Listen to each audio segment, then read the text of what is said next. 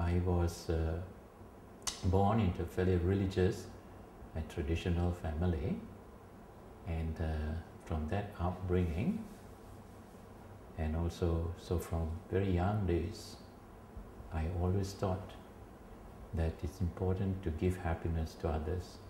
Now I can see very clearly my path, why I chose this way of life, and the mission that I have. So you see, we have to understand this, and from the Buddhist perspective, this is not our only lifetime. It is from life to life, from life to life. We all come to this world. We are born because there's some unfinished business, right? And we have something to do, we have something to fulfill. Certain things that we aspire to do. So that's what I believe, and that my life, this is not the only lifetime. I have from life to life, I've been wanting to do this work. Deep down, some years ago, 3 years before the tsunami of 2004 took place, I was traveling to and fro to India, to Sri Lanka and all that. And I have heard of various predictions that disasters are imminent. So that is why, because I studied in Sri Lanka, I know some people there. I told them, set up a foundation, a trust, because in times of need, right, you will need what you call international aid. You will need help from other countries. So that is how we went about to set up a trust, Aloka Trust there in Sri Lanka. And it took time. It took me 3 years to register a trust there. With all the red tapes and everything. When it was registered on the 1st of December 2004, 25 days later, the tsunami took place. But the people were there already. I have set up those people, and then so when the funds were collected in Malaysia, these things, my teacher told me, can help these people. So that is how, we help with the construction of hospital there, with a new wing of the hospital there. But so that is for that experience, and then we went to visit the monasteries, the monks, and the other places, and we had first-hand experience of the kind of tragedy that they were all unprepared. But we also saw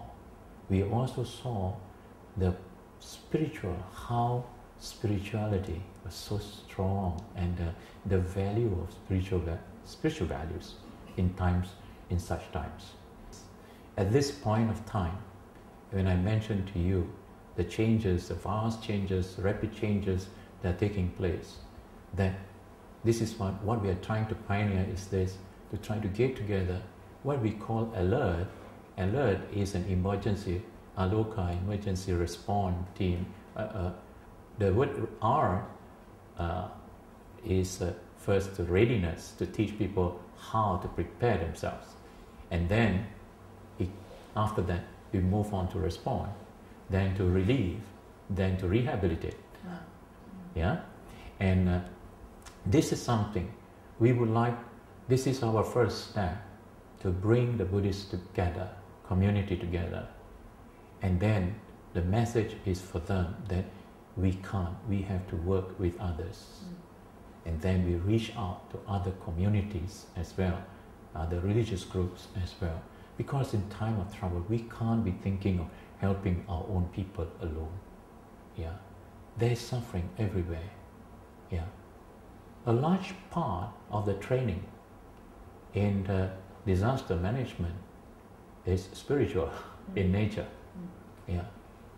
Once we must learn the first aids, we must learn how to, what you call the psychological aspect, counseling and so on, yeah, but because when material things don't work, when technology fails, what else do we have?